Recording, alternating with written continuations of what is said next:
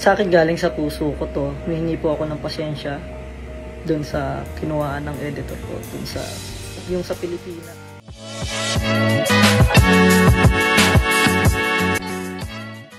Labas ng reaksyon ang vlogger at content creator na si Momus Cruz kaugnay sa akusasyon sa kanya ng pagnanakaw umano ng video clip sa isang videographer na dinamit sa kanyang viral entry ng Piliin Mo ang Pilipinas TikTok Challenge.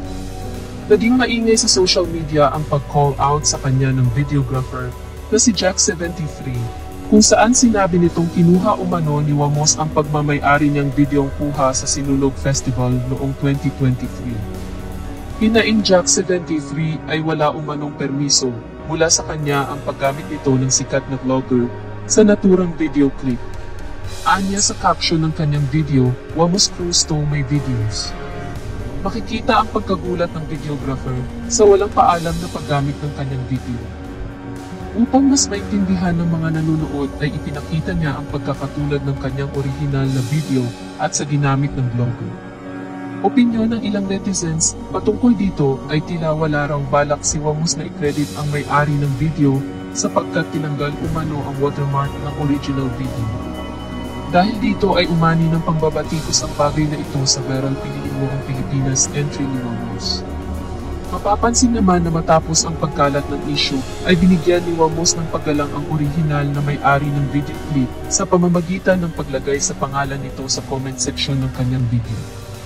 Gayunpaman, hindi pa rin natigil ang pambabatikos sa vlogger kaya pinili ni Wamos na ipahayag ang kanyang saloobin sa issue at ipaliwanag ang kanyang sarili sa pamamagitan ng video sa Facebook. Paliwanag niya na hindi siya ang naglagay ng video clip na iyon kundi ang kanyang editor. Ngunit siya na mismo ang humihingi ng pasensya.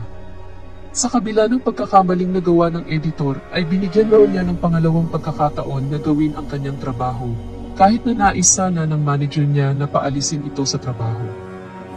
Dagdag pa ni Wamos ay sana pinadalhan na lang sila ng direktang mensahe ni Jack73 upang hindi na sana humaba pa ang issue sapagkat ginamit naman raw ang video clip sa tamang paraan.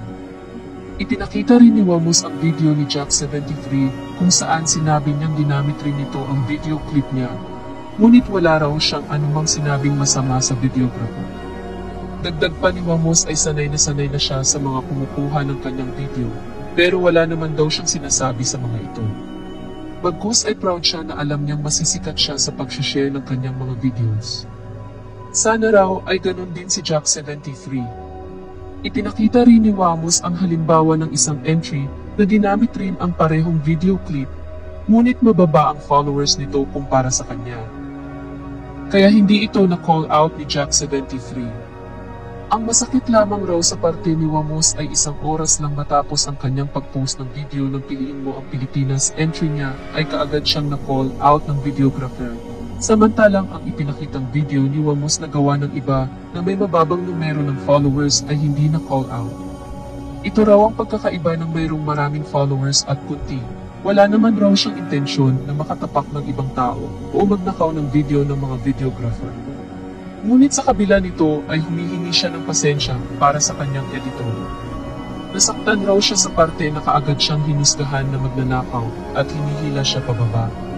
Napatanong si Wamos kung ganun na lang ba kasama ang nagawang pagkakamali para matanggap niya ang pambabatikos. Sa huli ay nagpakumbaba si Wamos na humingi ng pasensya sa videographer na may-ari ng video. Anya pa ay wala siyang pakialam kung kumita man o hindi ang video, sapagkat nais lamang niya ay maipakita sa tao ang nasa puso niya para sa kultura ng Pilipinas.